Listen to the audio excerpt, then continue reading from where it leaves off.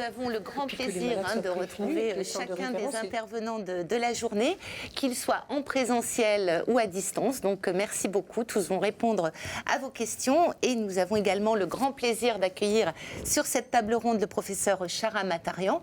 Vous êtes président du conseil médical de CMT France, pardon de commencer par ça, chef de service des maladies neuromusculaires et la SLA donc, à la PHM, assistance publique hôpitaux de Marseille, et coordonnateur de la filière Filnemus. C'est également le docteur Philippe Tumi, rhumatologue, donc spécialiste de médecine physique et réadaptation. Et vous êtes aussi très investi dans les conseils médicaux, que ce soit à la FM Téléthon ou au sein de CMT France. Donc merci à vous deux de compléter cette table ronde au cours de laquelle nous allons bien sûr répondre à vos questions. Peut-être, Chara Matarian, une petite question pour vous. On a beaucoup parlé de Filnemus tout au long de la journée. Quelques précisions ou quelques informations sur cette filière? D'abord, merci beaucoup pour cette invitation et pour cette journée, l'organisation. J'ai assisté, j'étais là toute la journée et bénéficié de ce programme qui était très complet et très enrichissant sur les différents aspects. La filière Filnemus, donc c'est la filière c'est l'organe qui coordonne les centres de référence et compétences. Et en France, nous avons 68 centres de référence et compétences. L'objectif de ces centres est qu'on ait une pratique homogène en France pour le soin des patients, pour les participations aux essais thérapeutiques, pour la recherche, pour la formation de personnel médical et paramédical et pour l'information des patients. La Filnemus est là pour coordonner ces actions pour qu'il n'y ait pas de discrimination au niveau national pour les patients où qu'ils habitent, qui est dans ces 4 axes les mêmes attitudes pour les patients. Alors, Alexandre va présenter, parler de nos les financements que nous avons faits par le Filnemus, et cette action de soutien, de promotion, c'est dans le cadre de formation et information que nous avons souvent soutenu vos démarches pour ces vidéos sur la douleur ou les vidéos qui sont pour l'auto-rééducation qui vont apparaître, et puis de multiples collaborations que nous avons ensemble. Voilà, en ce qui concerne la Filnemus, je suis ravi que nous collaborions ensemble. Dans les structures de Filnemus, il y a les associations, et CMT France a un rôle important. Merci. Voilà. Merci beaucoup. Alors, écoutez, je vais vous poser aussi, je continue avec vous pour la première question, parce que c'est un sujet qui n'a pas forcément été abordé aujourd'hui, qui concerne la vaccination. Est-ce qu'il existe des contre-indications lorsqu'on a la CMT ? C'est une question qui revient souvent, cher Alexandre aussi. Oui, c'est... Si tu peux apporter c'est une question qui revient souvent. Alors, je ne sais pas si Tania est en ligne aussi, mais donc je commence la réponse. Non, la vaccination n'est pas contre-indiquée et n'est pas nuisible dans aucune des pathologies neuromusculaires. Alors nous avons mené des études sur les 55 millions sujets habitants, les Français qui ont été vaccinés. Et, nous n'avons pas constaté d'augmentation de maladies particulières.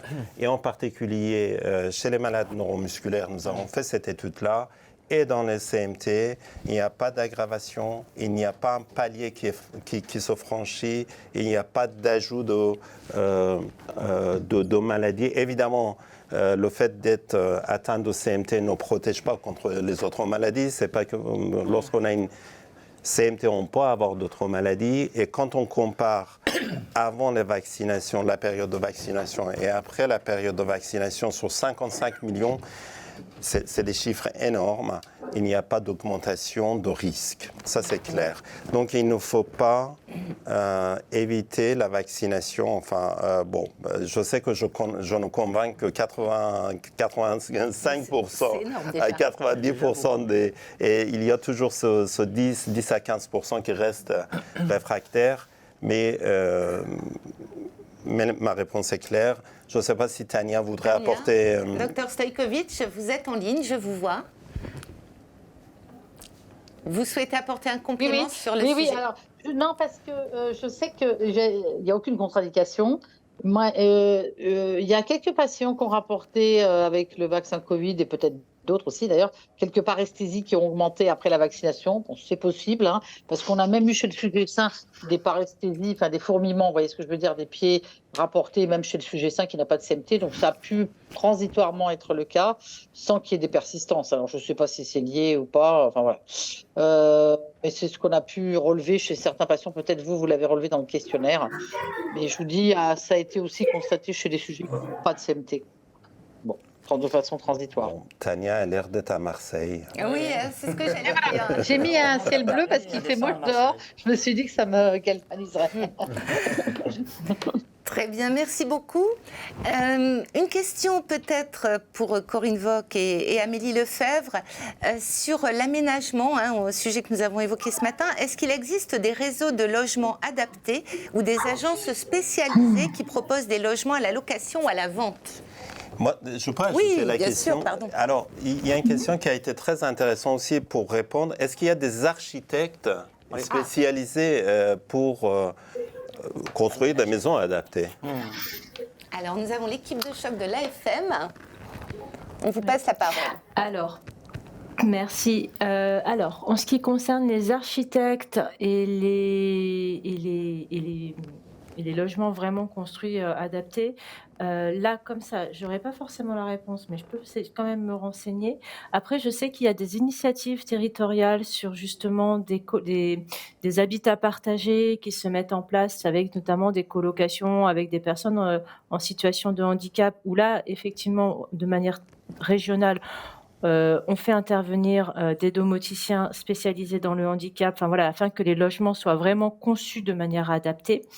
Maintenant, est-ce qu'il y a des organismes spécifiques? Ça, pour le coup, je n'aurai pas la réponse. Voilà, ça, je ne sais pas. Alors, je poursuis sur une autre question à laquelle je pense vous pourrez apporter une réponse. Est-il normal que la Sécu ne nous rembourse pas à 100% les semelles orthopédiques et les soins podologiques? Je ne sais pas qui souhaite répondre. Alors, est-il normal? Je dirais non. Non, on est d'accord. On est d'accord.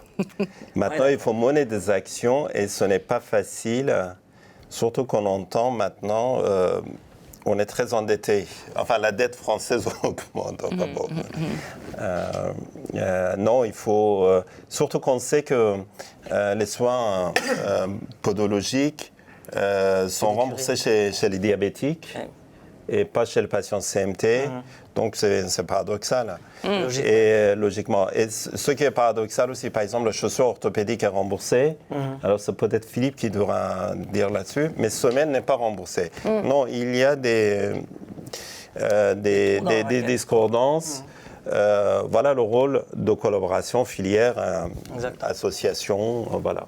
Philippe Toumi, peut-être, en complément? Oui, je confirme, en effet, on a un remboursement à 100% dans le cadre des chaussures orthopédiques qui interviennent dans la classification du grand appareillage, alors que les semelles sont dans le remboursement classique sécurité sociale plus mutuelle, d'où la préconisation, d'ailleurs assez fréquente en effet, de passer à la chaussure orthopédique, incluant la semelle, très clairement, en sachant que les podorthésistes travaillent éventuellement dans leur business avec un professionnel pour s'occuper spécifiquement de la semelle, ce qui nous permet d'avoir à ce moment-là, je dirais, la double ordonnance à la fois de chaussures orthopédiques intégrant une semelle dans laquelle on peut mettre des spécificités si nécessaire. Alors moi, je voudrais rapporter une précision. Ce n'est pas une question que CMT France n'en est pas occupé. Martine, pendant sa présidence, depuis 2 ou 3 ans, on travaille là-dessus, on essaye d'avancer, mais bon, la démarche administrative, ce genre de choses, c'est très difficile et c'est encore plus difficile quand on change plusieurs fois ministre de Santé. Exactement. Ça n'aide pas. On a du mal à trouver le point d'entrée pour adresser la question, mais on mobilise tout le monde au cœur de ce sujet. Que ce soit les semelles, le remboursement des semelles à 100%, mais également les soins de pédicurie. Donc on a travaillé un document qui met en avant les problématiques réelles du quotidien, le reste à charge que ça représente pour les patients CMT, parce qu'on renouvelle régulièrement ces semelles, plus régulièrement d'ailleurs que les chaussures orthopédiques souvent, notamment pour les enfants en croissance. Et tout le monde n'a pas besoin de chaussures orthopédiques. Par contre, les semelles, c'est le premier appareillage, si je puis dire, dont ont besoin les patients CMT. Donc il y a quelque chose qui n'est pas logique là-dedans. Donc on est assez à l'aise pour défendre ce sujet-là. Maintenant, effectivement, les points d'entrée ne font que changer, mais on ne lâchera pas. Ça fait des années qu'on est dessus et on ira au bout. Merci beaucoup. Professeur Martinez, je me tourne vers vous, mais bien sûr, chacun peut aussi intervenir. Beaucoup de questions sur le cannabis thérapeutique. Est-ce qu'il existe des recherches ou des essais cliniques pour les douleurs neuropathiques? Beaucoup de questions sur le sujet. Est-ce que vous pouvez nous faire un petit point? Alors, oui. C'est bon. On vous écoute. Non. Alors, je ne suis pas certain qu'elle nous ait entendus. Professeur Martinez, non? Non, visiblement, Non, on pas. Est-ce que quelqu'un pourrait répondre? Est-ce que quelqu'un souhaite apporter une réponse, Sharam ou Philippe? Non, on donne la parole à Frédéric.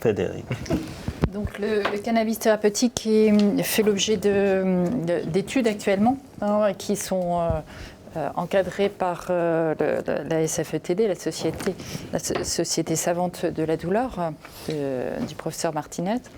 Et donc il y a des centres qui ont été désignés pour expérimenter ce cannabis thérapeutique. Et chaque année, on a le rendu de ces études à notre société savante, au congrès. Pour l'instant, ça n'a pas tout. Il n'y a toujours pas de résultats qui soient ouverts et de possibilités de l'étendre. Donc, le cannabis thérapeutique est prescrit déjà depuis en ATU dans la sclérose en plaques. Mais sinon, en douleur, c'est ciblé pour certains centres et on attend les retours. Donc nous, dans notre centre, on n'a pas été désigné, donc on ne le propose pas. Peut-être une question également pour vous, Frédéric Arndt. J'ai des douleurs et des crampes la nuit. La prise de mélatonine est-elle efficace? Je prends de la myancérine actuellement. Donc la mélatonine va surtout être efficace pour l'endormissement. Et maintenant, il y a plein de formes de mélatonine en sublingual ou en libération prolongée. Il n'y a pas de surdosage en mélatonine, il faut juste adapter la dose en fonction de son besoin. Il n'y a pas de toxicité, ça reste une hormone. Après, pour les crampes nocturnes, j'irai plus vers une prise de magnésium, vérifier qu'il y ait une glycémie qui soit bien stable. Parfois, il y a des hypoglycémies, des variations de glycémie la nuit. Et puis vérifier aussi qu'il n'y ait pas une apnée du sommeil. D'accord, très bien. Alors, beaucoup de questions sur des symptômes qui peuvent être ou non en lien avec la maladie de Charcot-Marie-Tooth. Donc, je me tourne peut-être vers vous, Tania Stojkovic, puisque c'est un sujet que vous avez notamment abordé. Donc, dans les questions, les CMT peuvent-elles provoquer des affections cognitives? Ah non. non, justement, là, le CMT, vraiment, quand il y a une affection cognitive, on va chercher une autre maladie. Donc, vraiment, s'il y a une neuropathie et une déficience intellectuelle ou un trouble cognitif qui va s'associer après, c'est soit un CMT avec une maladie d'Alzheimer, bon, ça peut arriver, voilà, ou alors si ça débute dès l'enfance, avec des troubles cognitifs dès l'enfance, c'est forcément autre chose. Donc, nous, on différencie bien les choses. C'est pas du tout la même étude qu'on va faire si c'est un enfant qui a une déficience intellectuelle par rapport à quelqu'un qui ne l'a pas, qui a un CMT classique. Après, on peut avoir un CMT et se greffer dessus de maladies dégénératives de type Alzheimer ou apparentée. Donc, voilà. D'accord. Et un peu dans le même ordre d'idée, est-ce qu'un problème psychiatrique ou une dépression peuvent être liés à la CMT? Oui, c'est pas. On revient peut-être c'est à la conséquence, quoi. fatigue. Ouais, c'est la conséquence. Hein. C'est vrai qu'il y a des patients qui vivent très mal la maladie. Il y en a qui vraiment, mais le vivent très très mal. Tout est en noir, c'est la fin, c'est à eux qu'il faut redonner espoir en disant qu'il y a des possibilités. Bien sûr, il y a un handicap, mais qu'au-delà de ce handicap, il y a quand même une possibilité, par exemple, de marche ou d'activité. Parce qu'on est quand même étonné, par exemple, le handicap n'est pas vécu de la même façon. Il y a des gens qui sont très très handicapés, des 4 membres, et qui quand même ont une joie de vivre. Et puis il y en a qui ont juste des défaillances au niveau des membres inférieurs. Voilà, chacun vit la maladie différemment en fonction de son contexte familial et autres. Donc effectivement, dépression, on le voit, oui, mais c'est la conséquence souvent de plein de choses. Donc, de la maladie et d'un problème aussi de vécu personnel, quoi. Et j'ai également une question sur les antidépresseurs. Est-ce qu'ils ont un effet négatif sur l'évolution de la CMT ?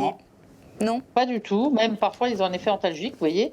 Il y a quelques antidépresseurs qui ont un très bon effet antalgique sur les douleurs neuropathiques.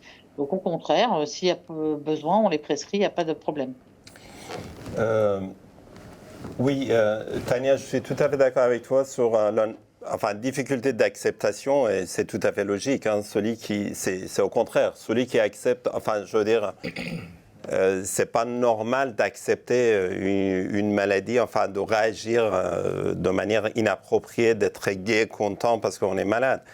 Et puis il y a les douleurs et la fatigue aussi qui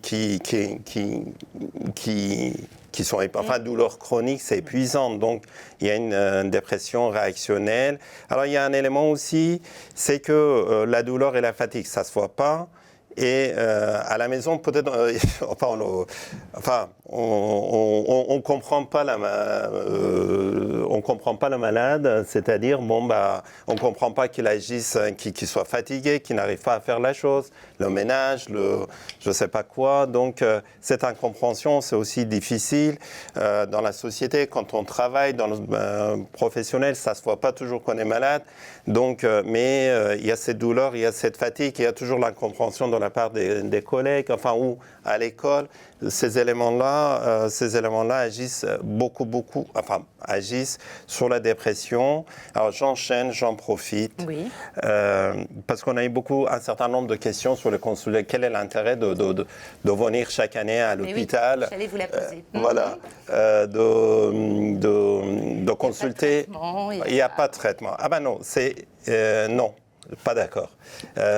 On espère qu'on ait des traitements, bien sûr. Mais d'abord, ça permet de voir le patient, d'être en contact, de voir que la maladie, d'évaluer, d'évaluer si la pathologie progresse ou pas. C'est une mesure personnalisée. C'est Charcot-Marie-Tooth. Et de plus en plus, ces pathologies neuromusculaires, ce sont des pathologies où il faut aborder de manière personnalisée. Donc, il faut voir le malade, il faut voir si sa pathologie progresse. Il faut les informer sur la maladie. Il faut être en contact pour avoir des nouveautés, pour expliquer. On peut avoir des problèmes intercurrents. D'avoir des sciatiques, des choses comme ça. On peut avoir la kinésithérapie qui n'est pas bien faite. Il faut voir si c'est bien fait ou pas. On peut, l'appareillage, de devoir si c'est besoin d'appareiller ou pas. Le semaine, d'ailleurs, il ne faut pas le faire comme ça. Je vais voir mon podologue pour mettre ce genre d'appareillage doit être fait par le professionnel. Voilà. Alors, et puis informer, discuter ensemble, et puis des mesures supplémentaires sur la fatigue, sur la douleur, sur la dépression. Un autre élément, comment je dirais, très important, c'est qu'il ne faut pas dire qu'il n'y a rien à faire. C'est le contraire. Donc toute la journée, on a entendu l'intérêt de la nutrition, l'intérêt de activité physique. Donc moi, je dirais qu'il y a 5 éléments. Le malade on doit le voir comme un grand sportif, finalement. Imaginez un grand sportif, un footballeur qui n'a pas d'activité physique. Voilà, s'il ne s'entraîne pas. Imaginez un grand footballeur qui mange n'importe quoi, le Big Mac tous les jours. Donc, vous imaginez le cata. Imaginez que le sommeil n'est pas bon. Donc, le lendemain, il est zombie sur le terrain. Alors, ça, c'est des éléments qui paraissent importants, mais imaginez le footballeur qui est déprimé. Dès qu'il rentre sur le terrain, il va pleurer, hein, donc, d'accord. Mais un élément encore plus important, le 5e élément, c'est l'esprit guerrier, l'esprit positif. Imaginez le grand footballeur qui est bien entraîné, qui est en forme, qui n'est pas déprimé, mais qui n'est pas motivé. Bon, il ne va pas courir, enfin, il ne va pas se fatiguer. Donc, il faut avoir un élément psychologie positif. Voilà. Et quand on met ces 5 éléments-là, réellement, on gagne. Alors, on a des éléments chiffrés pas l'impression de médecin, mais des IRM qui mesurent pixel par pixel. Si on ne fait rien, la pathologie progresse de 7% par an. Si on fait 5 éléments, la pathologie ne progresse que 1,5% par an. Comme Frédéric disait, imaginez que c'est votre compte en banque. Au lieu de perdre 7% par an, vous perdez qu'à 1,5% par an. C'est important, ces éléments de thérapie non médicamenteuse. Donc, il ne faut pas dire qu'il n'y a rien à faire. Si. Alors, par contre, je suis d'accord, il n'y a pas un médicament miraculeux qui arrive, ce n'est pas une thérapie génique, je suis d'accord, mais c'est un ensemble de petits pourcentages par-ci, par-là, qui permettront de gagner 20%, 30% ou de ralentir la pathologie. Oui, bien en rajouter bien un sûr. peu, puisqu'à ce qu'elle a dit, je souscris totalement à ce qui a été dit. Dans l'expérience que nous avons en médecine physique réadaptation, j'avais toujours l'habitude d'évaluer l'efficacité de notre prise en charge en hôpital de jour chez nos patients. Et j'avais un profil de patient qui m'intéressait toujours. C'est les patients qui, après 6 semaines de séjour dans notre structure, où ils étaient rééduqués 3 jours par semaine, se sentaient améliorés alors que nous n'avions aucun élément objectif pour le dire.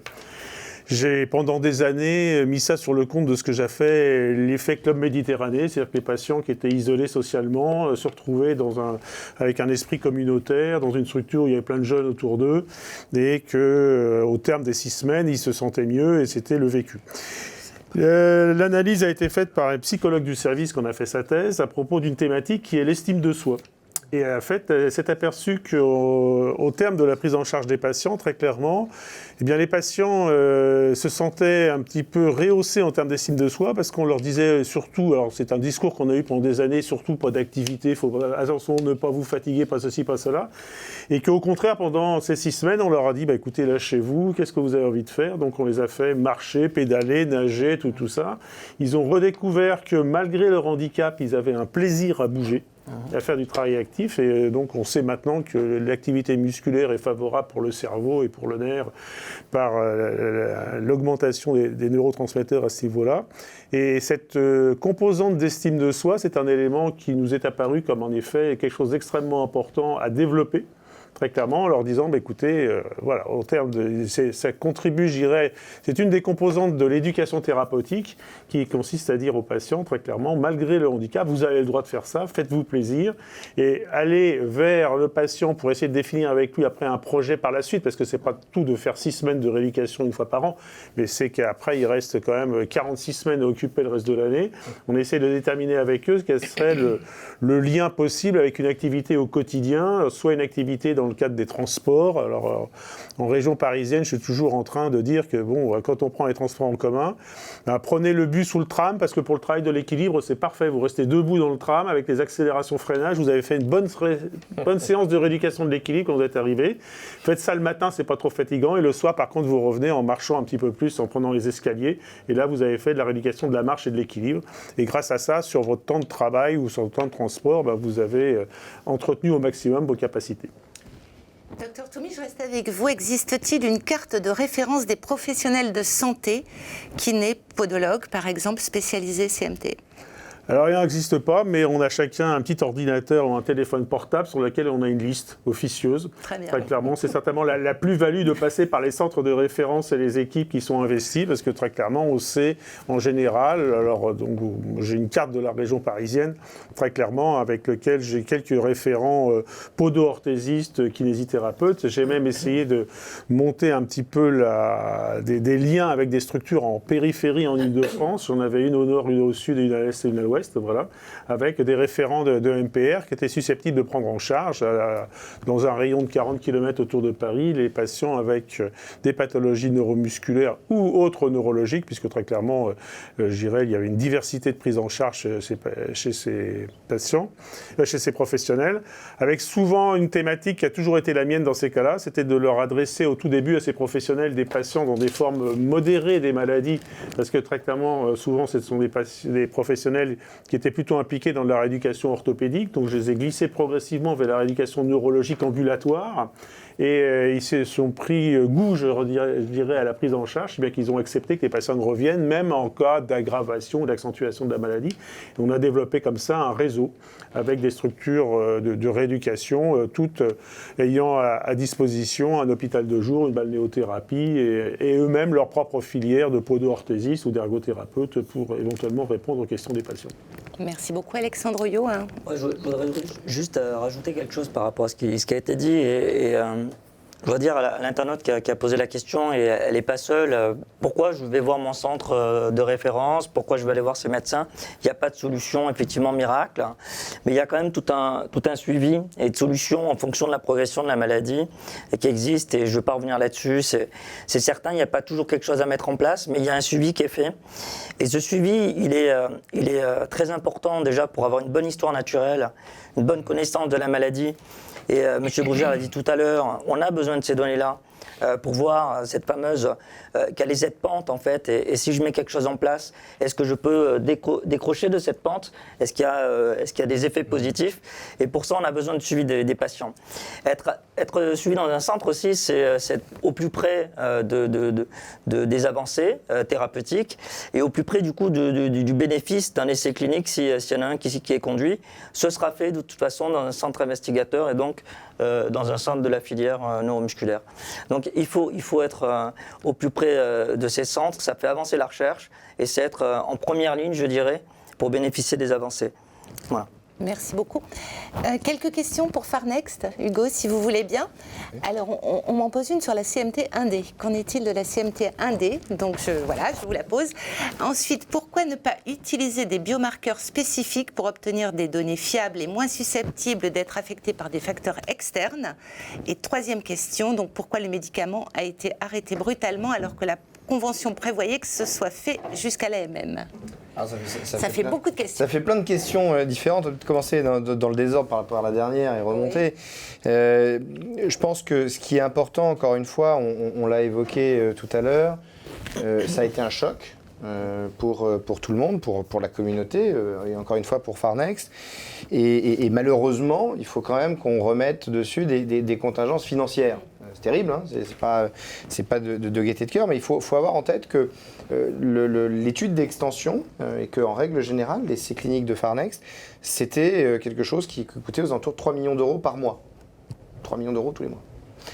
Et donc effectivement, quand il y a eu ces résultats que l'on a présentés tout à l'heure et que l'on connaît, et avec quand même encore l'espoir qui est dessus, et bien, il a fallu effectivement prendre un certain nombre de décisions, et notamment la décision de conserver le maximum de bandes passantes disponibles et de disponibilité pour continuer ces études exploratoires sur lesquelles nous étions en train de travailler, pour essayer de faire tous ces travaux qui avaient besoin d'être faits avant d'aller sur une autorisation éventuelle de mise sur le marché, ou en tout cas une discussion avec les autorités réglementaires. Donc la raison, elle est malheureusement toute simple. Encore une fois, Farnext, pour ses études d'extension, ça avait été un engagement, effectivement. C'est un engagement qui a coûté à la société près de 70 millions d'euros. C'est de l'argent. Et les chiffres. C'est de l'argent, 70 millions d'euros. Et ce serait à refaire, on le referait. Exactement de la même façon et exactement comme ça. C'est pas une excuse, effectivement, de dire ça a coûté trop cher, donc c'est pour ça qu'on l'a coupé. Non. Quand on a des résultats comme ça, on a des actionnaires, malheureusement, derrière nous, des investisseurs. Hein, et vous savez que j'ai moi-même, au travers de Nevax, personnellement investi 21 millions d'euros dans Farnext. Voilà, il y a malheureusement on a malheureusement dû passer par là pour permettre la survie du programme. Sur la partie des biomarqueurs, je pense peut-être Sharam peut en donner un petit mot, parce qu'on a évoqué déjà ce sujet ensemble. Si tu veux. Oui, alors malheureusement dans Charcot-Marie-Tooth, enfin dans le CMT1A, pour dire, il n'y a pas de biomarqueur. Alors, la seule chose qui se... là, on va dire en 2024, en 2023, c'est confirmé, c'est l'intérêt d'IRM quantifié. Alors, l'IRM quantifié en pratique, ça veut dire quoi? Ça veut dire 1 heure d'examen par malade et 10 heures d'analyse par malade. Donc, sur 300 malades, on avait calculé, ça fait 6000 heures. Actuellement, ce n'est pas possible. Et ça, ce n'était pas possible lorsqu'on... la phase 3, la dernière qu'on a commencé, ça a débuté en 2020 ou 2019. 2019, le premier malade inclus, donc ça n'existait pas et ce n'était pas possible. Maintenant, avec la technique d'intelligence artificielle, cette année, on va le publier. Voilà. Le seul biomarqueur, c'est l'IRM, mais en termes pratiques, sur 50 centres, Ouais, c'est ça, 50 centres, 320, c'est pas possible de le faire. Malheureusement, il n'y a pas de biomarqueur sanguin. On va déposer un projet de recherche, donc je le dis à Serge, annonce, on va déposer auprès de l'AFM un projet avec Michael Sereda du centre de Göttingen sur ces biomarqueurs-là. Voilà l'état actuel. Donc malheureusement, le seul biomarqueur, ce sont ces deux scores qui sont ENLS et CMT-NS. Juste sur l'IRM, Sharam, ça veut juste préciser peut-être qu'est-ce qu'on mesure Alors, on mesure la progression, c'est ce que j'ai dit quand je vous ai dit il y a 5 éléments, 7%, tout ça, c'est vraiment des mesures qu'on fait. On mesure quand on perd le muscle, donc l'atrophie, on mesure le degré d'atrophie, la perte musculaire, et le muscle est remplacé par infiltration graisseuse. Ce n'est pas parce qu'on est plus gros, hein, mais c'est un remplacement et on mesure cette infiltration et ces pixels par pixel, c'est très précis, mais l'analyse ça a été jusqu'à très long et sur le terme technique, très difficile à mettre en place. On a réussi à le mettre en place. Pour les prochains essais thérapeutiques. Voilà. Techniquement, alors à l'époque n'était pas possible, peut-être en 2024, et puis pour le futur.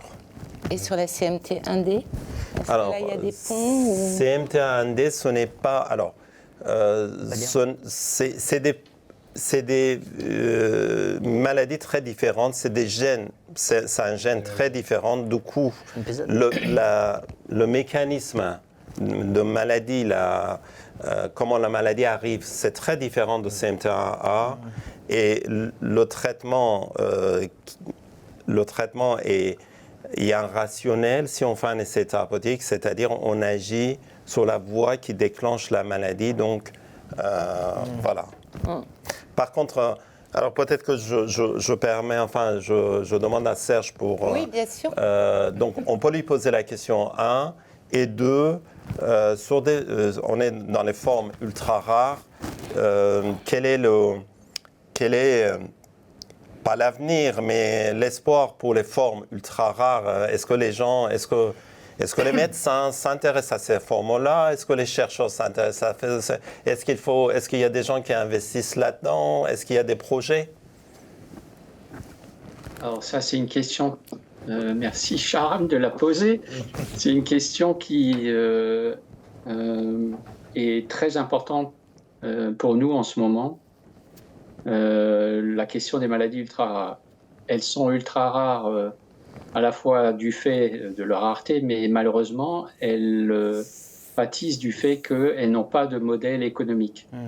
Et dès lors qu'il n'y a pas de modèle économique, aucun industriel ne viendra sur ces pathologies. Et c'est d'autant plus vrai aujourd'hui que j'ai l'impression que les maladies rares ont mangé leur pain blanc pour ce qui est des industriels, et c'est les moins rares qui ont été abordés, et puis il y a de moins en moins d'intérêt pour des maladies au fur et à mesure de leur rareté. Et on essaye de construire un modèle pour favoriser la recherche pour ces maladies ultra rares, et leur prise en charge dans le cadre d'essais qui ne sont pas des essais cliniques à proprement parler, puisqu'il n'y a aucun sens à réaliser un essai où globalement des essais de phase 1, phase 2, phase 3, on voit avec l'exemple de Farnext l'ampleur des essais, le coût de ces essais.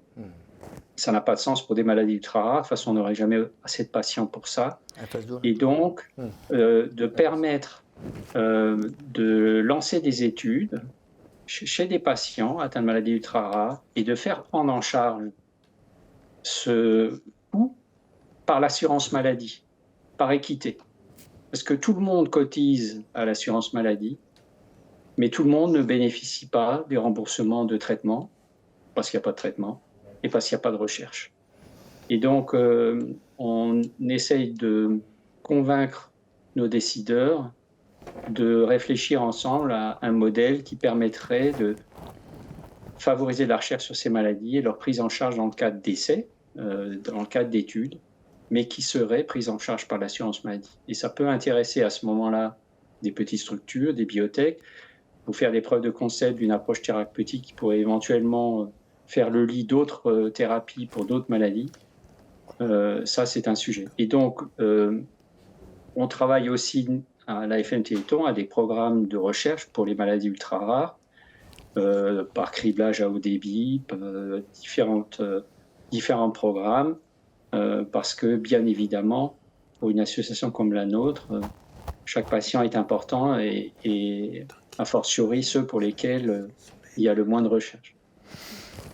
Hugo Brugier, vous souhaitiez compléter peut-être ? Juste peut-être, parce que je pense que c'est important que tout le monde ait des métriques en tête. Ça me semble même assez essentiel. Il faut avoir en tête que Farnext, sur l'ensemble de ses essais, on en est à près de 300 millions d'euros. 280 millions pour être précis, qui ont été dépensés sur la totalité des programmes, de phase de la préclinique jusqu'à la fin de la phase 3. Et c'est important, parce qu'en fait, souvent, on a tendance, un peu comme ce qu'on vient d'entendre, de dire « Ah, mais les industriels, effectivement, ils n'ont pas d'intérêt pour les maladies rares. » Il y a un intérêt pour les maladies rares, effectivement, il faut un modèle économique derrière, mais ce n'est pas que le modèle économique. Même s'il y avait un modèle économique derrière, encore faut-il être capable d'amorcer une pompe à 200 millions d'euros. 200 millions d'euros, c'est effectivement des sommes qui sont colossales. Et je vais même aller plus loin, c'est que même plus la maladie est rare, plus effectivement il nous faut un nombre de centres extrêmement important, parce qu'effectivement, au bout d'un moment, quand vous avez 50 patients, 100 patients ou 1000 patients sur un territoire européen, ça devient extrêmement compliqué d'aller les recruter. Et puis, sur la CMT1D, effectivement, sur la phase 2, on va avoir déjà quasiment épuisé tout le vivier de patients qui pourrait y avoir. Donc, évidemment, tout ça coûte de l'argent, et je finirai là-dessus, par exemple, sur Farnext, ce qui nous coûtait effectivement très cher, c'est que pour recruter des patients, il fallait avoir des patients dans le monde entier, des centres dans le monde entier. Et aujourd'hui, par exemple, le produit, il fallait l'envoyer en frigo, dans une chaîne du respect d'une chaîne du froid, pour aller jusqu'au centre qui est investigateur. Et ça, évidemment, c'est des fortunes. Donc, voilà, je voulais juste effectivement que tout le monde se dise bien dans la tête, les industriels ne sont pas là que pour dire s'il n'y a pas de business model, il n'y a pas d'intérêt. Il y a un intérêt, même si le business model est très faible, il existe encore des biotech, il existe encore des pharma qui ont un intérêt pour la science et pour le traitement des patients, et pas simplement que pour regagner de l'argent. Et je pense qu'il faut vraiment le dire. Mais à un moment donné, il faut trouver comment on amorce ça. Voilà, 200 millions. Absolument. Un commentaire, Chara Matarian, puis Alexandre. Plusieurs commentaires. D'abord,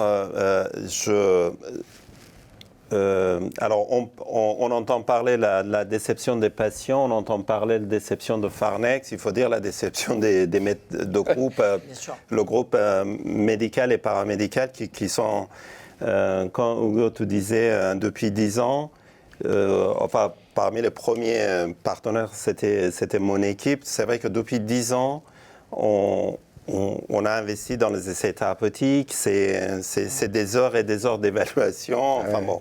Et le coup a été dur. C'est vrai que quand on a vu des succès des phases successives et qu'on voit d'un seul coup la phase 3, deuxième phase 3, enfin, le jour où on s'est vu,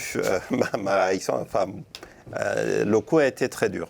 Donc, je voulais dire que c'est c'est très difficile pour le médecin aussi, mais on se relève. Comme tu as dit, Alexandre, on se relève. La phase de dépression est passée pour moi. On repart au combat. Et j'ai beaucoup apprécié, c'est ce qu'on avait écrit avec vous, Hélène. C'est vrai que ces essais thérapeutiques, l'échec, c'est comme ça qu'on apprend. Ouais. C'est jamais un échec. Et c'est comme ça qu'on améliore ces consultations et c'est comme ça qu'on a mis en place, c'est pour ça qu'on a mis en place les consultations pluridisciplinaires. Pourquoi ? Parce qu'on voyait, Hugo, effet placebo. Parce qu'on effet placebo, on voit que ça peut améliorer. On sait que quand vous espérez, ça améliore. Ceci dit, alors pour répondre, j'en profite, pour répondre à ta question, c'est vrai qu'on voyait une dégradation et là, on a été surpris d'augmentation d'effet placebo. Comme tu l'as dit, on était obligé d'augmenter le nombre de centres pour inclure et cette augmentation de nombre de centres, c'est un élément d'hétérogénéité. Tu l'as dit, il y a, je ne sais pas, une vingtaine de centres qui n'avaient pas assez de patients, où il fallait exclure, et c'est malheureux, qui sont capables, enfin, qui induisent un effet centre. Et voilà, c'est malheureux, mais ça, c'est connu dans les essais thérapeutiques. C'est pour ça qu'on impose une phase essai placebo, une phase pour enlever ces difficultés-là. Troisième chose, oui, j'avais une précision à amener parce que Hugo, il parle argent et on croit que... non, je veux, à leur honneur, je veux raconter l'épisode que j'ai vécu parce que, évidemment, quand les résultats devaient être annoncés. En tant qu'investigateur l'Europe, j'étais invité. Et puis, c'était un vendredi soir. Et vendredi soir, lorsque les résultats ont été annoncés, enfin, l'enveloppe a été ouverte, le résultat était positif, dans le sens où on était très contents, positif. C'était étonnant, très bien. Parce que vous employez des prestataires pour l'analyse des données, pour coordination des études. Et c'est dans la nuit de vendredi à samedi, quand je suis arrivé samedi matin, tout le monde était dans un état, tout le monde de Farnex, parce que c'est Farnex qui a analysé les résultats, il faut le dire, en disant il y a une erreur d'analyse hier soir. Nous, nos résultats ne confirmons pas les résultats de ces prestataires. Farnex aurait pu très bien s'arrêter à ça. Et donc, cette honnêteté, il faut le souligner dans la démarche de Farnex. Je tenais à souligner. C'est important, effectivement. Voilà. Alexandre Oyo, rapidement, parce qu'on a beaucoup de questions. Oui, j'avais juste un commentaire sur les formes rares. Je reviens très rapidement là-dessus, mais juste dire qu'on voit sur les formes les plus fréquentes, c'est CMTRA, et finalement, c'est sur 4 gènes. On l'a vu aujourd'hui. Il y a des nouveaux gènes qui sont découverts et il ne faut pas se dire que parce qu'on a une CMT ultra rare, on va devoir attendre que tous les autres passent devant. C'est un petit peu ce qu'on a l'impression des fois, puisqu'on va d'abord traiter la A, puis la... pas Arlette, mais les plus fréquentes, et ensuite les moins fréquentes.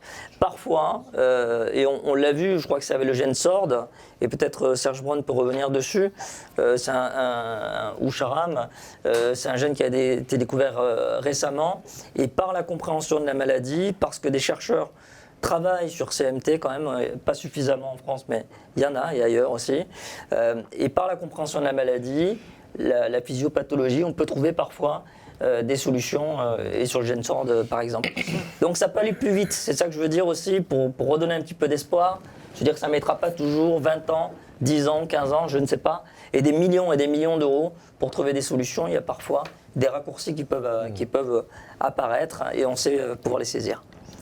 Merci. Alors, je souscris tout à fait à ce qu'a dit Alexandre. Effectivement, dans le cas de GenSort, c'est une société, c'est une biotech, Play Therapeutics, qui développe une molécule et qui est en essai clinique.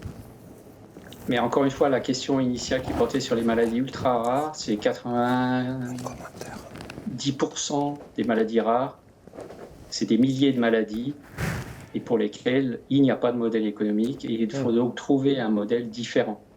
Et dans le cas de CMT avec plein de formes différentes, on peut parfaitement imaginer, c'était aussi un peu le message que j'ai essayé de faire passer ce matin, avec des mécanismes communs, lorsqu'on a un produit qui est développé dans une pathologie et qui se révèle efficace, il va pouvoir plus facilement après être appliqué à d'autres maladies pour lesquelles il n'y aura pas nécessairement d'essais cliniques à réaliser pour les raisons qu'on a évoquées. Et donc on peut aussi avoir un motif d'espoir de ce côté-là. Merci. Rapidement, une question, Shara, mais Alors, on avance. Un commentaire, Madame. Dans le gène SORD, il y a une chance parce que, en fait, SORD, c'est un sucre. Donc, il y a un excès de sucre et il y a des traitements en fait, finalement, c'est un traitement antidiabétique. Il y a d'autres traitements antidiabétiques qui étaient disponibles, qui agissent sur ça et c'est ces médicaments-là qui sont testants, en fait. Donc, là, c'était facile. Par contre, Serge, sur les mécanismes communs, c'est là aussi je te pose la question. Une des solutions, c'est thérapie génique. Alors, on verra plus tard sur l'intérêt de thérapie génique dans le CMT, mais actuellement, et dans toutes les maladies génétiques, et vous en connaissez, enfin la FM connaît bien, le problème c'est le virus. Et une fois qu'on résout le problème de virus, parce que le virus qui a des effets indésirables, enfin bon, tu nous expliqueras, une fois qu'on résout le problème de virus, la voie est nettement plus ouverte pour les thérapies géniques. Est-ce que tu peux apporter quelques éléments de réponse rapidement, s'il vous plaît. Très rapidement et simplement. Le plus utilisé aujourd'hui pour atteindre le système nerveux central et périphérique, c'est un virus qu'on appelle AAV et du sérotype 9, donc un AAV9, qui a la propriété, lorsqu'on l'injecte par voie intraveineuse, de passer la barrière hémato-encéphalique et d'aller dans un certain nombre de cellules du système nerveux avec une efficacité qui peut être importante. Et c'est un virus qui est la base du Zolgensma, qui est le traitement thérapeutique de l'amyotrophie spinale infantile, qui sauve des bébés avec des résultats quand même extrêmement spectaculaires pour peu qu'on traite tôt. Il a néanmoins des effets néfastes parce que compte tenu des doses qui sont injectées, les virus allant souvent dans le foie, il peut y avoir des complications hépatiques, il peut y avoir des complications inflammatoires et d'autres complications qu'on ne maîtrise pas encore complètement. En revanche, dans le cas de CMT, on va plutôt vers des administrations locales, donc des injections intramusculaires ou locales au niveau du système nerveux et qui ne vont pas poser ces problèmes-là, mais qui s'appuient toujours sur la capacité de ce type de virus d'aller dans le système nerveux. Parallèlement, beaucoup d'équipes dans le monde, c'est le cas de Généton évidemment, travaillent à développer de nouveaux vecteurs, une deuxième génération de vecteurs, beaucoup par intelligence artificielle d'ailleurs, où on génère des enveloppes virales qui vont aller plus spécifiquement dans tel ou tel tissu, et notamment le système nerveux, et beaucoup moins, voire pas du tout, dans le foie. Donc ce qui évite les effets que j'évoquais, ce qui permet aussi d'utiliser des doses plus basses, et peut-être demain à des prix qui seront plus abordables. Donc la recherche avance très très vite dans ce domaine. On va voir arriver un certain nombre de nouveaux vecteurs qui vont pouvoir s'adresser à des pathologies comme la CMT avec plus d'efficacité encore que les vecteurs actuels. Merci beaucoup. Oui, il ne faut pas oublier un vecteur qui est le plus simple, je l'ai évoqué brièvement ce matin, qui est un plasmide qui est développé par Helix Smith.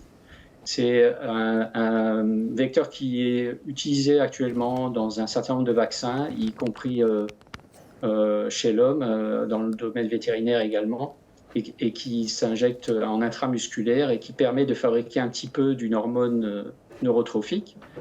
Et là aussi, donc injection locale, on produit un petit peu de la protéine thérapeutique et ça peut aider à la survie ou au fonctionnement du nerf périphérique C'est en essai clinique. On verra ce que ça va donner. Mais là, ce n'est pas un virus, c'est de l'ADN et c'est extrêmement bien toléré. Merci beaucoup. Docteur Charles Prado, vous m'entendez? J'ai pas mal de questions pour vous. Donc j'y vais. En cas de sollicitation excessive des muscles, est-il prouvé que des dommages irréversibles peuvent se produire? Quand et qui consulter pour des problèmes de récupération musculaire? Et quelle est l'efficacité de l'utilisation d'un plateau vibrant dans le cadre d'un programme d'exercice de renforcement musculaire? Je me suis permis d'associer les 3 questions.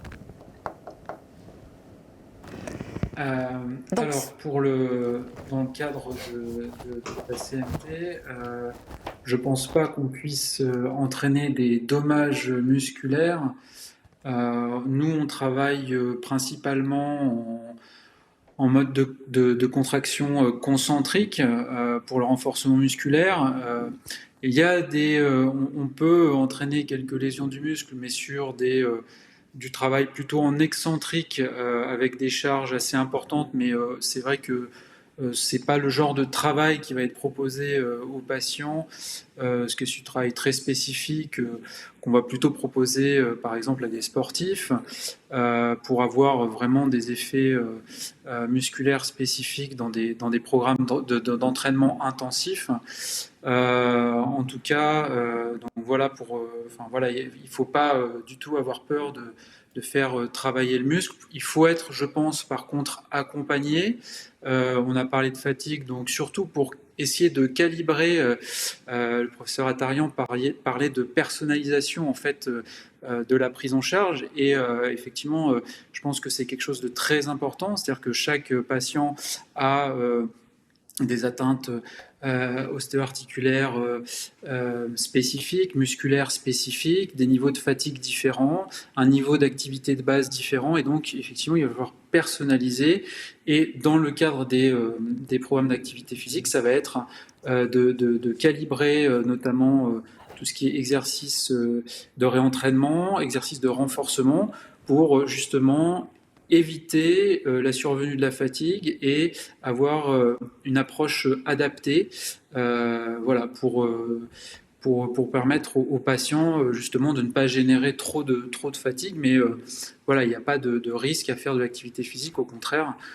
Comme on disait tout à l'heure, l'ennemi numéro 1, c'est l'inactivité, le déconditionnement qui va se surajouter à toutes les problématiques déjà existantes. Alors par rapport spécifiquement à alors c'était plateau de vibration, c'est ça? Plateau vibrant. Alors j'avoue que j'ai pas trop d'expérience là-dessus. Je sais pas si le professeur Toumi a plus de données, mais en tout cas j'ai pas spécifiquement de retour. En tout cas, c'est pas des techniques que moi je vais utiliser dans mes programmes de rééducation. J'ai pas d'expérience spécifique là-dessus. Très bien. Et une question aussi sur les critères d'inclusion, donc dans l'étude que vous avez présentée, qui va démarrer à la fin de l'année. Donc les critères d'inclusion, c'est vrai que là on va s'intéresser uniquement à la CMT1A. Parce que c'est vrai que c'est une étude pilote, donc pour faciliter le recrutement dans un premier temps, on a décidé effectivement de s'intéresser au type 1A uniquement. Il faut avoir entre 18 et 75 ans, et je dirais le critère un peu principal pour l'inclusion, c'est d'être capable de marcher sur au moins 200 mètres avec ou sans aide technique. Après, on n'a pas de limitation par rapport à semelle, chaussage, donc il n'y aura pas de critères d'exclusion par rapport à ça. Et puis sur l'aspect contre-indication, de toute façon cardiovasculaire, il y a une visite de pré-inclusion, et à cette visite de pré-inclusion, en fait, on orientera les patients vers un cardiologue pour pouvoir faire en toute sécurité l'épreuve d'effort et toutes les évaluations isocinétiques qu'on va proposer. Très bien, merci beaucoup. Tania Stojkovic, peut-être, toujours sur l'association de symptômes avec la CMT. La CMT provoque-t-elle des vertiges ou est-ce qu'elle peut provoquer des vertiges ? Alors, je pense que ce que les patients appellent des vertiges, c'est effectivement l'instabilité qui est consécutive à l'atteinte proprioceptive. Et ça peut donner un aspect comme ça de vertige ou d'être pas très bien. Après, bon, il y a quelques apparentés CMT qui donnent aussi de la dysautonomie, ce qu'on appelle des variations de tension, mais on est plus en dehors presque de la CMT, on est dans les neuropathies dysautonomiques. Mais je pense que le vertige, c'est ça, c'est cette instabilité due au problème de l'équilibre de la proprioception qui est mauvaise, quoi. Merci. Est-ce qu'incontinence urinaire et CMT sont liés ? Ouais, il peut y avoir des troubles sphinctériens dans la maladie CMT, effectivement. On n'a pas tendance à les rechercher de façon bien claire et systématique, mais effectivement, il y a des troubles sphinctériens, des impériosités mictionnelles, il faut pousser, il faut se dépêcher pour faire pipi, etc. Donc ça peut arriver, tout à fait. Chez la femme, pour faire un bilan gynéco et urologique, mais de toute façon, effectivement, ça mérite d'être exploré et traité. Charam, vous souhaitez... Oui, un message de manière générale, et je pense que Tania est d'accord avec moi. Les médecins tendent à penser que tout est la faute de CMT. Il faut quand même chercher à côté une douleur thoracique, c'est pas CMT. Il y a plein de choses, c'est pas CMT. Donc, d'abord, éliminer autre chose et après, CMT. Une autre question, que faut-il faire à la ménopause quand on a la CMT ? Tania, peut-être Oui, c'est Tania. Ah oui, ça, je pense qu'effectivement, la ménopause, c'est une période notamment où il y a des douleurs articulaires, des tendinites, la fatigue, de la somnolence peut-être plus importante, de la prise de poids. Donc effectivement, il va falloir lutter contre tous ces paramètres. S'il n'y a pas de contre-indication à l'hormonothérapie, moi je crois que c'est pas mal. Parce que ça permet d'huiler tout ça. Sinon, il faut beaucoup boire de l'eau, il faut quand même continuer l'activité physique, essayer de contrôler le poids au maximum, parce que c'est ça aussi qui empêche de marcher correctement, etc. C'est vrai que c'est une période pas facile, il faut comprendre les personnes à ce moment-là, les accompagner. Effectivement, il y a peut-être des méthodes douces, d'autres thérapies, si on peut pas prendre des hormones, qui peuvent aider également à passer ce cap, un peu compliqué. Et j'ai une question également sur la vision, donc une CMT de type 2, donc une personne qui a relativement peu d'effets, mais qui a une atrophie du nerf optique. Cela peut-il être lié ? Y a-t-il des malades CMT avec des problèmes de vision spécifiques ? Oui, l'atrophie du nerf optique, oui. Notamment pour le gène de la mitofusin 2, si on parle du plus fréquent. Oui, malheureusement, c'est un gène mitochondrial, donc la mitochondrie, ça aime pas mal le nerf optique. Donc, il peut y avoir des atrophies du nerf optique dans ces formes-là, ce qui est toujours effectivement embêtant. Mais c'est vrai que c'est quelque chose qu'on peut voir. Il y a CMT4B aussi qui peut donner glaucome. Ça, c'est... voilà. Ça, c'est autre chose, ouais. Très bien, merci beaucoup. Et si on parle de thérapie génique, il y a une thérapie génique mitofusin 2 qui est développée par Passage Bio pour la CMT2. Merci. Une question, Frédéric, je me tourne vers vous sur la nutrition. Que pensez d'une supplémentation en coenzyme Q10 ? Non. Précis. Donc chez un patient qui est sous statine et qui a des douleurs musculaires, ça a toute sa place, parce que si les statines ont été introduites, c'est qu'elles avaient un sens. Après, dans l'effort physique intense, c'est ce qu'on avait vu, un patient qui a une hypoglycémie, ça peut générer un stress, une inflammation, une augmentation de l'interleukine 6 et aussi une carence en coenzyme Q10. Après, il est souvent, on va proposer aux patients de prendre ce complément-là à 100 mg. Et s'ils s'en trouvent améliorés, s'ils ont moins de douleurs musculaires et moins de fatigue à l'effort, il n'y a pas de contre-indication à le poursuivre. On peut le doser, mais le dosage n'est pas remboursé. Que le dosage de carnitine est remboursé et la carnitine prend vraiment sens à être dosée puisque l'excès de carnitine n'est pas favorable, comme la carence n'est pas favorable. Merci. Alors, j'ai une question pour vous, Hugo. Assez technique. Comptez-vous demander une AMM à l'EMA et à la FDA simultanément ou pensez-vous demander d'abord à la FDA, puis à l'EMA ? Ah ouais, alors c'est... On veut tout savoir. Ouais, Je sais pas si vous pouvez apporter une réponse d'ailleurs. J'aimerais bien apporter une réponse, mais j'ai oublié ma boule de cristal pour le coup aujourd'hui. Alors c'est vrai que c'est très compliqué parce que en réalité, on est en train de se dire que le dépôt dépendra à la fois des résultats de ce que l'on va obtenir dans l'analyse de l'histoire naturelle par rapport à nos données. On sait que c'est quelque chose sur lequel la FDA est extrêmement attentive. Cette histoire d'histoire naturelle, elle le regarde de très près. Mais il y a en même temps cette étude chinoise. Et pour le coup, on sait que la FDA, les études chinoises, les aime quand même moins. Donc j'ai envie de dire, on va regarder un petit peu à la fois du côté de l'histoire naturelle et du côté de la Chine.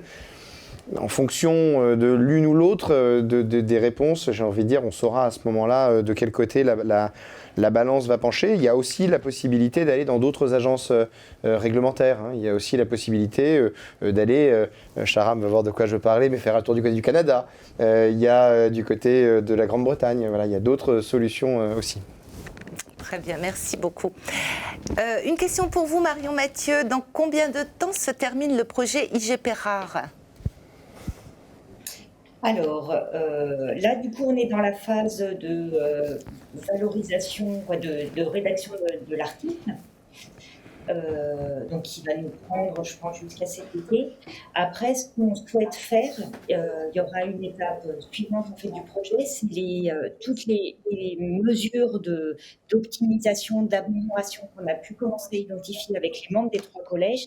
C'est essayer de tester à la fois la faisabilité de des outils ou des actions qu'on a pu envisager et si ces mesures ou ces actions sont acceptables aussi auprès d'un nombre plus important à la fois de patients, de professionnels de santé et inclure des spécialistes en plus des professionnels qui ont été impliqués dans le collège, à savoir généticien, conseiller en génétique et psychologue, donc inclure des spécialistes et puis des chercheurs et du coup présenter et affiner en fait ces outils. Et pour cette phase-là, il faut qu'on cherche un financement. Donc là, on est en train de réfléchir à quel appel à projet on peut répondre. Donc je pense qu'il y a encore pour 1 an et demi, 2 ans, pour tester en fait l'intérêt des outils qu'on a commencé à identifier. Merci beaucoup. Alors une question aussi sur la génétique. Alors je ne sais pas si c'est vous, docteur Malzac, ou l'équipe de l'AFM Téléthon, parce que ça concerne les assurances. Est-ce que il faut signaler à l'assurance si on a donc une anomalie génétique sans symptômes ? Je vais peut-être répondre, c'est aussi la dimension éthique. En France, la loi de bioéthique est faite de telle sorte qu'elle pose le principe de non-discrimination en raison de la génétique en particulier. Et a priori, les assureurs ne peuvent pas demander de réaliser de tests génétiques ou de résultats de tests génétiques.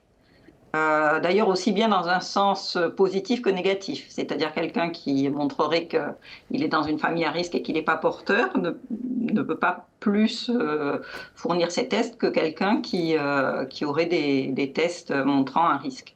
Donc, a priori, les assureurs ne peuvent pas utiliser de résultats de tests génétiques. En revanche, ils ont accès à l'état de santé par d'autres choses, et notamment les questionnaires de santé. Et une partie familiale peut apparaître à ce moment-là. Mais pour ce qui concerne des résultats des tests eux-mêmes, la génétique est sous couvert. Après, peut-être, moi, je vous donne le texte de loi, peut-être qu'en pratique, l'AFM a des retours différents. Karine ou... On ne doit pas le signaler. Vous ne pouvez pas, a priori, comment dire, ça s'oppose à votre prêt si jamais la maladie génétique apparaissait et que vous étiez en amont, vous aviez la connaissance du risque. Oui, c'est à travers un test. Voilà. Oui, mais Mme Mazak, la problématique, c'est la personne fait un test, elle est porteuse, mais elle va très bien, il n'y a aucun symptôme, et 4 ans plus tard, 5 ans plus tard, apparaissent des symptômes.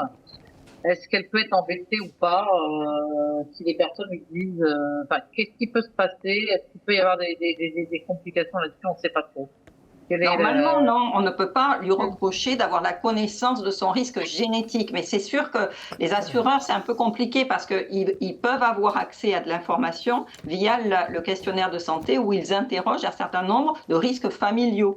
c'est-à-dire en dehors des tests, et qu'effectivement, quand il y a des risques familiaux de certaines maladies, ils peuvent soupçonner que la personne pourrait développer cette maladie.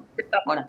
Et une question, avez-vous connaissance dans votre famille de maladies particulières qu'il répond non alors qu'il a fait le test, ça peut peut-être se retourner contre lui. Même s'il n'a pas fait le test, voilà, s'il y a la maladie présente dans la famille, il va falloir qu'il dise oui. Voilà. Mais par contre, il n'est pas obligé, il ne doit pas même, et d'ailleurs l'assurance... Donner le test, voilà, donner le résultat du test. Sharam, vous aviez une question aussi sur la génétique. Oui, en fait, plusieurs questions qui sont adressées. Perrine, bonjour. Plusieurs familles posent la question sur détection génétique chez les enfants. Est-ce que vous pouvez très simplement rappeler les règles, surtout pour les enfants mineurs? Alors, j'ai pas l'âge des demandeurs, mais de manière générale, le conseil génétique chez les enfants, enfin, conseil génétique, détection d'anomalies génétiques chez les enfants. Alors, pour les enfants, la pratique des tests génétiques n'est autorisée que si ça a un intérêt pour eux ou pour des membres de leur famille, un intérêt immédiat. Donc, ça veut dire qu'en pratique, on ne fait pas de tests génétiques chez des enfants, par exemple en présymptomatique, ou dans le cadre de demande de conseil génétique. On ne peut les faire que s'ils ont déjà des symptômes et qu'on soupçonne l'apparition de la maladie. Si c'est une forme qui peut apparaître dans l'enfance, au tout premier symptôme, on peut proposer des tests. Maintenant, c'est à nuancer avec la possibilité d'anticiper éventuellement des prises en charge en amont de l'apparition des symptômes. Et ça, c'est à discuter donc au cas par cas en fonction de la maladie, de possibilités par exemple de thérapie ciblée en amont. Alors pour l'instant, il n'y en a pas beaucoup, mais à l'avenir, ça pourrait être une raison de dépister le risque dans l'enfance pour pouvoir donner un traitement auparavant. Donc il y a très peu, enfin en pratique, voilà, il est pas conseillé de faire les tests pendant l'enfance, sauf s'il y a vraiment des besoins ou il y a des questions qui avaient été posées sur leur orientation professionnelle, des choses comme ça, mais il n'y a pas énormément d'impact. Donc, a priori, c'est plutôt non. Et si vraiment il y a des demandes qui se réitèrent, des mineurs un peu plus grands qui peuvent participer à la décision, ça va être discuté en lien avec les professionnels de l'utilité réelle pour l'enfant. De manière pratique, enfant, pas de symptômes. Avant l'âge de 18 ans, pas de test génétique. Voilà. Très bien. Pour rester peut-être sur les enfants, même si ça concerne moins la génétique, qu'en est-il des essais pédiatriques et des perspectives pour les enfants? Je pense que peut-être tous les quatre, vous pourriez apporter quelques éléments de réponse. Il était à un moment été envisagé des essais thérapeutiques avec PXC 3003. Donc je laisserai Hugo répondre. Ensuite, de plus en plus, on pense que les essais thérapeutiques doivent être comme on a appris là, et c'est entre 10 ans et 40 ans. Alors pourquoi on ne l'a pas fait? C'est pas parce qu'on n'a pas pensé, on a demandé. Sauf qu'on nous a opposé le caractère discriminant entre quelqu'un qui a 40 ans et 65 ans. Ça a été une réponse administrative. Je suspecte les associations dans le coût,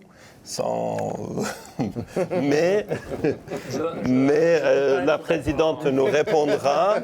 Mais réellement, parce que le design initial de cette phase, Hugo, c'était 16 à 45 ans. Mais on nous a dit non, il faut aller jusqu'à l'âge de la retraite. Alors, Hugo, peut-être? Non, mais Sharam a dit déjà beaucoup de choses dessus. Le problème, effectivement, c'est qu'aujourd'hui, on parlait tout à l'heure de la question de est-ce qu'il faut aller à la FDA ou à l'EMA. Déjà, il y a un sujet EMA, c'est que l'EMA, il faut des études pédiatriques qui soient aussi...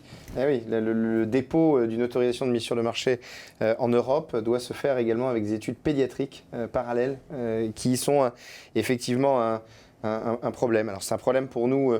aujourd'hui aussi important, puisqu'en fait on nous demande de faire des études pédiatriques alors qu'on sait que c'est une maladie qui en réalité se découvre en réalité assez tardivement. Donc effectivement, là, c'est un peu le serpent qui se mord la queue si on nous dit il nous faut une étude pédiatrique avant de déposer l'autorisation de mise sur le marché, et en même temps, l'étude pédiatrique, on ne peut pas vraiment la faire puisque c'est pas pertinent d'aller faire une étude chez l'enfant de moins de 18 ans aujourd'hui en CMT, hein, c'est quand même assez compliqué, quoi. Mais on touche effectivement du doigt quelque chose qui là devient très complexe effectivement dans le cadre général de la façon dont les agences réglementaires gèrent les demandes d'autorisation de mise sur le marché pour des maladies rares ou des maladies super rares. Alors là, on commence effectivement à toucher des limites parce que trouver déjà des patients CMT 1A capables dans plusieurs centres randomisés de faire une étude, déjà c'est complexe. Alors, si en plus il faut qu'on aille trouver des enfants de moins de 18 ans avec des autorisations pour faire ça, c'est un enfer l'histoire. Alors, dans l'enfer, un élément à tenir compte, c'est que la France, enfin pas moi, vous critiquez beaucoup la France, mais on peut faire des études pédiatriques. Alors que si vous allez vers un multicentrique, par exemple en Allemagne, c'est très difficile. Donc, une étude multicentrique internationale, c'est pas possible parce que l'Italie, l'Allemagne, comme les législations sont différentes, ça rentre énormément, ça entraîne beaucoup de complexité. Alexandre ou Philippe, vous souhaitez... Non, juste rebondir sur ce que tu viens de dire là, Sharam, je crois, on va y travailler. Hein. Je pense qu'il y a un peu de pédagogie à faire pour mettre quand même les qualités de la France, parce qu'on a tendance à s'auto-flageller. Alors, on a un problème avec les échecs, on en a parlé tout à l'heure, et je pense qu'il faut les accueillir un peu différemment, les échecs en France, et changer un peu de mentalité là-dessus. Et une deuxième chose aussi, on a tendance à se plaindre toujours de ce qu'on a, et moi qui ai la chance maintenant de discuter et d'échanger avec d'autres partenaires associatifs dans d'autres pays, je peux vous dire que le système français est loin d'être... parfait peut-être, imparfait en tout cas aussi. Il a beaucoup de qualités et il est envié notamment au travers du réseau de filières maladies rares. Et ça vient de l'impulsion aussi du cœur associatif, des plans maladies rares successifs qui ont eu lieu. Donc, je le rappelle, et donc les associations ont un rôle capital à jouer. Et en France, on a mis beaucoup de choses en place dont on peut être fier et qu'il va falloir mettre en avant. Et arrêter de se plaindre et montrer qu'on a des atouts et qu'on est capable de faire des choses. Voilà. Et sortir un petit peu de ce pessimisme et aller un petit peu de l'avant. Bravo. Très bien. Philippe Toumi, tiens, peut-être un mot, si c'est possible, concernant les essais pédiatriques. Il y a actuellement aux États-Unis une étude de mise au point d'une échelle pédiatrique de la CMT. Mais elle est compliquée parce que la définition américaine, c'est des enfants de moins de 21 ans. Ah oui. Donc on n'est pas tout à fait dans ce registre-là. Et les échelles cliniques, malheureusement, ont leurs limites. Elles sont extrêmement peu sensibles. Il y a, par exemple, je pense à la North Star, et je crois que c'est vrai aussi pour les échelles qui sont utilisés dans la CMT, c'est au moins 30% de variabilité. Or, quand vous voulez démontrer un effet thérapeutique avec un intervalle de 30% d'incertitude, c'est extrêmement difficile, et d'autant plus pour des maladies chroniques dont l'évolution est lente. Et c'est toute la limite de ces critères que les agences considèrent toujours comme des critères principaux, et on se bat vis-à-vis des agences pour essayer de sortir de ce piège. Il y a d'autres moyens de mesurer la mobilité, la qualité de vie. C'est l'actimétrie, par exemple. L'actimétrie est reconnue, par exemple, dans la myopathie du chêne comme un critère principal d'évaluation. Et pourtant, on n'arrive pas à designer un essai pivot pour la myopathie du chêne avec l'actimétrie comme critère principal au niveau de l'agence européenne. Ils veulent toujours la North Star, ils veulent toujours les échelles cliniques. Et ça, c'est un vrai souci, parce que ça peut expliquer l'échec de Farnext. Hein. Ça peut expliquer l'échec de Farnext. C'est pas le fait que le produit n'est pas efficace, mais malheureusement, quand on veut démontrer statistiquement un effet, vous voyez, ça a été très bien démontré par M. Brugière, hein, c'est malheureusement lié aux incertitudes de l'échelle elle-même. Alors, je suis très content que tu soulignes ça, c'est-à-dire que les participants ne pensent pas que le malheur, c'est seulement sur CMT, c'est dans beaucoup de pathologies et que pour l'instant, c'est ainsi. Et je rappelle aussi l'échec dans SLA, le produit qui s'appelait Amylix. Hugo, tu as signalé. Donc, une première phase 3 l'année dernière, très réussite. FDA a approuvé, commercialisé aux États-Unis et au Canada. L'Europe était dubitatif. Deuxième essai clinique. Les résultats, il y a 2 semaines, 3 semaines. Échec de ce traitement.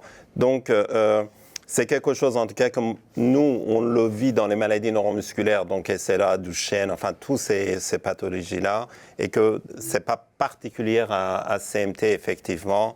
Et puis, le problème des échelles, effectivement. Peut-être quand même deux réactions là-dessus.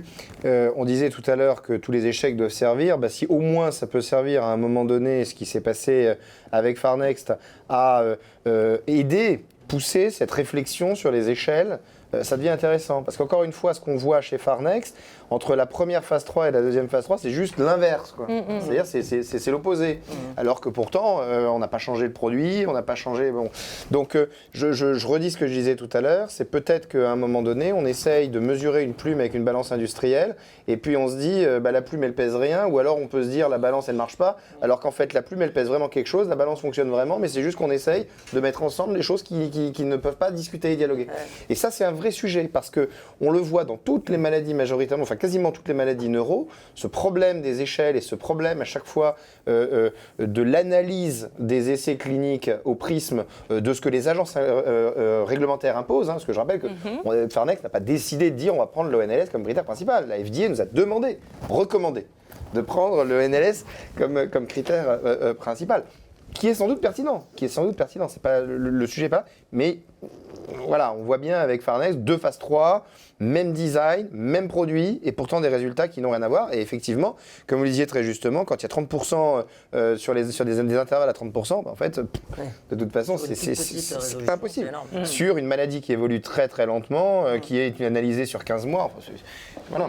Bon, malheureusement, les malades ne se ressemblent pas, alors la variabilité, c'est dommage, qu'ils ne sont pas des clones. Bien sûr. Non mais, tu as raison, mais et au-delà de ça surtout, ça veut dire qu'on en était à la deuxième phase 3, c'est-à-dire que déjà derrière nous, on a 600 patients qui étaient passés dans les études précédentes. Donc on a dû aller rechercher 300 patients supplémentaires. Voilà. Mais en tout cas, il y a un vrai sujet. Je pense que mon premier point de réaction là-dessus. Deuxième point de réaction, c'est de l'intérêt des associations de patients.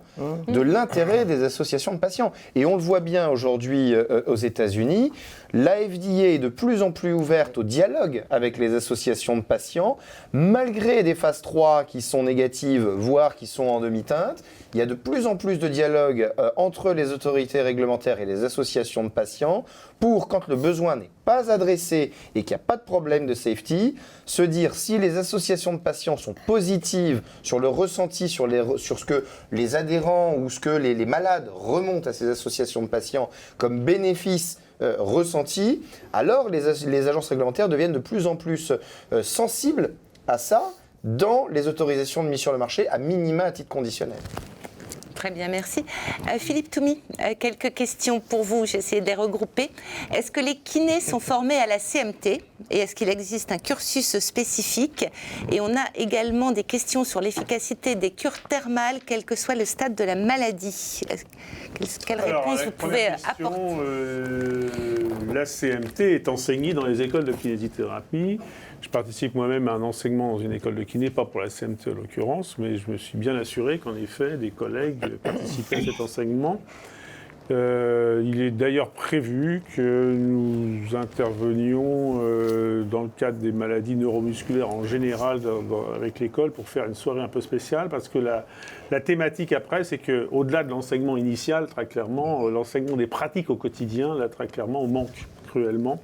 Et on a une idée avec les kinés-conseils de l'AFM, très clairement de faire une soirée spéciale dans les prochains mois, peut-être après le congrès de myologie d'ailleurs, sur la prise en charge par les kinés libéraux des maladies neuromusculaires, parce que très souvent les patients nous exposent leur situation qui est de dire je n'ai pas de kiné, ou j'ai un kiné qui globalement n'est pas disponible, ou j'ai un kiné qui a peur. Et ça, c'est vrai que ça renvoie à des thématiques qui étaient les nôtres il y a 20 ou 30 ans, où très clairement on disait dans ces maladies neurologiques, il ne faut pas faire ça parce que ça augmente la fatigue, ça augmente la spasticité, ça augmente ceci, cela.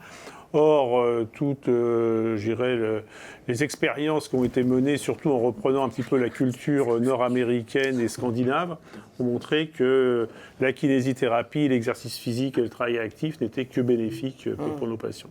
Donc, il y a, je pense, à ce niveau-là, quelque chose à reprendre, et, je dirais, dans l'enseignement initial et dans l'enseignement post-universitaire, enfin, puisqu'il y a une universitarisation progressive de ces écoles, pour qu'au quotidien, il y ait une vraie réponse apportée à nos patients sur la prise en charge de proximité.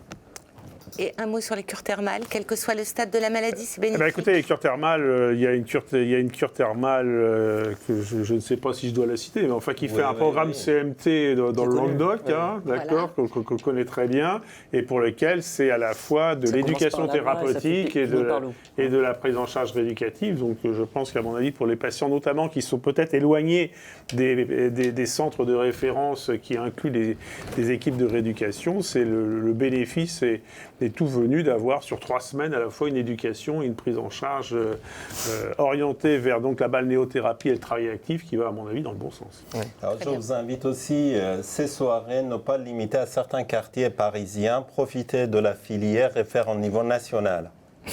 Eh bien, on verra ce que tu nous proposes pour la diffusion de l'invitation. Voilà. Le message est passé. Pas mal de questions. On ne manquera pas aussi. d'exporter la formule. Pas mal de questions aussi, Charam, sur les essais. Est-ce qu'il y a des essais à venir en France dans les prochains mois?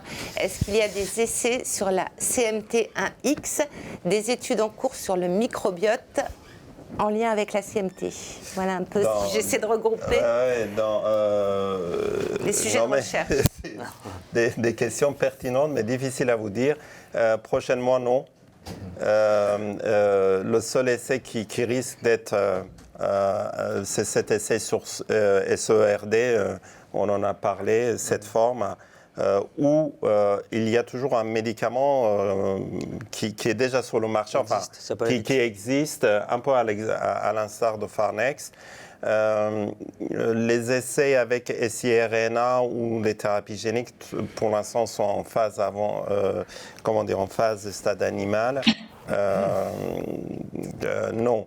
Il y a la question, alors Serge l'a présenté ce matin avec le produit de la société Inflectis. Actuellement, on est en train de faire l'essai dans la SLA. On va voir, c'est toujours la question de financement qui est là malheureusement. Donc on va voir s'ils vont aller vers le CMT. Non.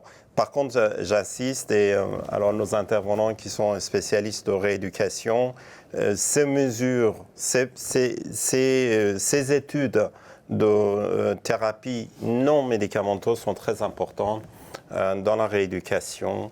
Réellement, ils sont à la hauteur des effets des médicaments.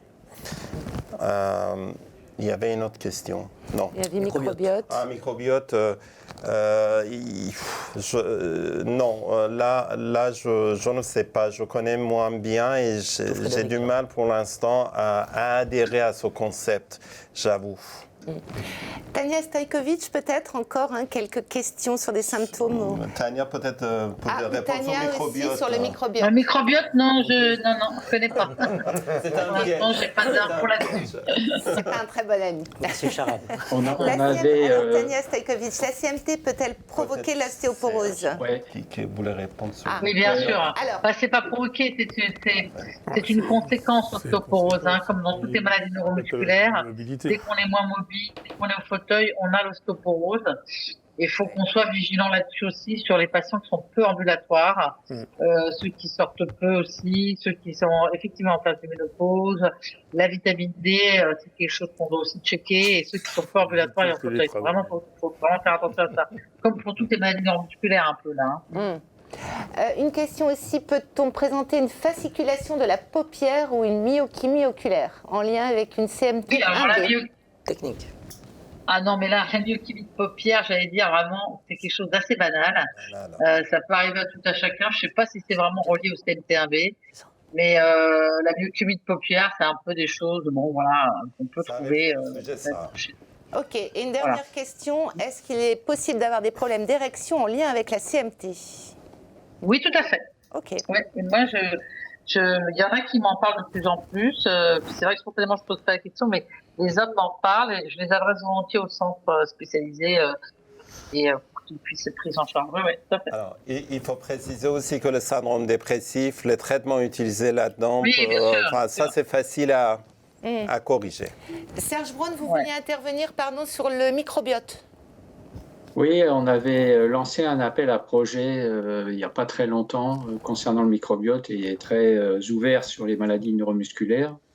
On avait eu des projets, la plupart avaient été retoqués par le conseil scientifique parce qu'ils n'étaient pas suffisamment construits, mais on commence à voir quand même quelques projets qui vont être financés. Alors, pas dans le CMT, encore à ce stade. Alors, c'est surtout pour des pathologies dans lesquelles il y a une composante inflammatoire importante, puisqu'il y a un lien entre le microbiote et l'immunité et l'inflammation. Et donc, on commence à voir des projets de ce type dans des pathologies où la composante inflammatoire est très marquée. Et puis, concernant Inflectis, je ne sais pas... C'est une information qu'on a et qui est assez préoccupante pour nous. On a apporté un financement à Inflectis et en spécifiant très clairement que CMT devait être abordé, ce qui est toujours le cas. Néanmoins, le fondateur scientifique, qui est Philippe Guéda, a été amené à quitter la société. Ça, c'est un sujet de préoccupation pour nous. Oui, tout à fait. Question à Hugo. J'essaie de le lire. L'évolution n'aurait pas pu jouer sur le résultat. C'est pas facile à comprendre. Non. C'est laquelle, celle-là? Oui. Ne pensez-vous pas... L'évolution de la façon de penser n'aurait pas pu se jouer sur le résultat à vie personnelle. J'ai du mal à écouter. Peut-être celle-ci. Est-ce que c'est pas de se demander s'il n'y a pas une composante psychologique? C'est pas. Ça a l'air d'être. Peut-être. D'être ça la question. Il faut être positif, vraiment. On comprendra la question. Philippe Toumi, peut-être, puis après on reviendra vers vous, Hugo. On a parlé des formations pour les kinés. Est-ce qu'il existe des formations, des modules CMT pour les professionnels de santé au sens, de manière plus globale? Est-ce que... Je dirais qu'autour des maladies rares, oui, il y a des informations qui sont données de façon, alors je ne sais pas comment c'est structuré, si ça l'est au sein de Finémis, on va peut-être demander la question. C'est très difficile. Il se fait que nous, très clairement, autour de...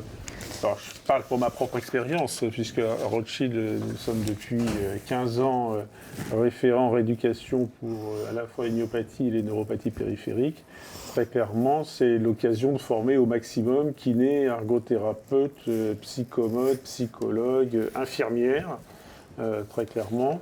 Mais ce n'est pas sur un mode institutionnalisé. Inversement, il existe donc des diplômes d'université sur les maladies neuromusculaires, pour lesquels, très clairement, la clientèle se mixte entre les médecins et les paramédicaux. Alors, on a, parmi les formations, donc, il y a le projet de CMT France sur les vidéos qui est très intéressant et peut-être orienté sur les kinés. Ça, peut-être un commentaire. Par contre, et on a beaucoup cette question, pourquoi vous n'avez pas une liste de kinés à nous fournir? Alors, ça, c'est très difficile. Des mesures discriminantes, cette fois-ci, c'est syndicat des kinés, je ne sais pas quoi, enfin, l'ordre des kinés, enfin, qui portent plainte en disant vous favorisez tel kiné par rapport à l'autre. Enfin bon, c'est vraiment très difficile. Nous sommes dans le soin, vous aussi vous demandez des soins, mais on ne pense pas du tout à ces aspects réglementaires ou les syndicats ou les difficultés administratives qui sont pourtant là et qui nous limitent. Juste un affichage, puisqu'en Ile-de-France, j'ai l'expérience de quelques kinés qui sont passés par chez nous, soit en termes de formation, soit en termes de tests de sciences éventuellement, et qui ont ouvert des cabinets en affichant délibérément la pratique de la rééducation neurologique. Voire même, j'ai une kiné qui fait de la rééducation neurologique enfants et adultes. Donc très clairement, qui est amené à prendre des patients neurologiques, puis éventuellement des CMT, mais également paralysie cérébrale ou autres thématiques. C'est-à-dire qu'ils ont une affinité pour l'éducation neurologique qui est très clairement affichée. Oui, mais c'est volontaire de leur part et ça ne vient pas de la part de médecins du tout. Non, voilà, de structures officielles. Sinon, c'est favoritisme considéré. On regarde, il suffit de regarder sur Internet et de retrouver éventuellement ces correspondances sous cette forme-là.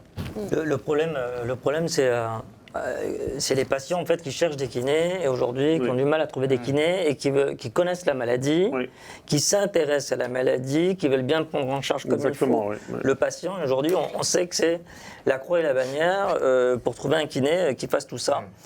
Pour soi, pour ses enfants, que sais-je. Et on sait très bien que c'est compliqué et que beaucoup nous demandent, effectivement, est-ce que vous avez des kinés à nous recommander? On ne peut pas le faire. Malheureusement, on ne peut pas le faire. Par contre, ce qu'on est en train de faire, et grâce à la filière Finémus notamment, grâce à notre conseil médical aussi et des médecins, cliniciens impliqués dans ce projet, on va construire une série de vidéos d'auto-exercice, auto-rééducation. On est en train de réfléchir à faire ce matériel parce qu'aujourd'hui on a déjà des brochures, on a quand même un certain nombre de documents, mais la vidéo pour pratiquer un exercice et reproduire un exercice, c'est vrai que c'est beaucoup plus simple qu'une brochure papier, je pense que c'est évident pour tout le monde.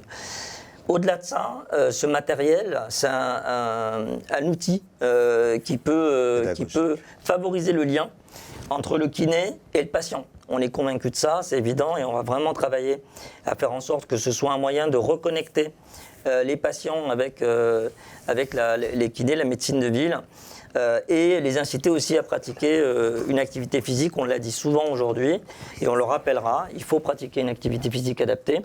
Et ces vidéos, c'est un outil supplémentaire pour aller en ce sens, et donc pour aussi discuter, rassurer, je crois, des kinés qui parfois ont peur, on l'a dit, parce que là, il y a une série d'exercices, il y a quelque chose, ça, je sais que c'est recommandé pour CMT. Pour un kiné, c'est rassurant. Pour un patient, c'est rassurant aussi. Et on rappellera aussi que l'encadrement par un professionnel de santé, quand même, est fortement recommandé et de ne pas faire tout non plus dans son coin. Voilà, mais tout ça, on reviendra. Et je remercie vraiment, encore une fois, la filière pour le soutien déterminant sur ce projet. Merci Alexandre. Peut-être une question pour vous, docteur Malzac, et Chara m'en posera une au professeur Martinez. Docteur Malzac, ma sœur, dans le cadre du dépistage de la fratrie, a une analyse génétique négative quant à la mutation du gène dont je suis porteuse, mais le laboratoire lui demande de recontrôler. Pourquoi la mutation peut-elle apparaître plus tard ?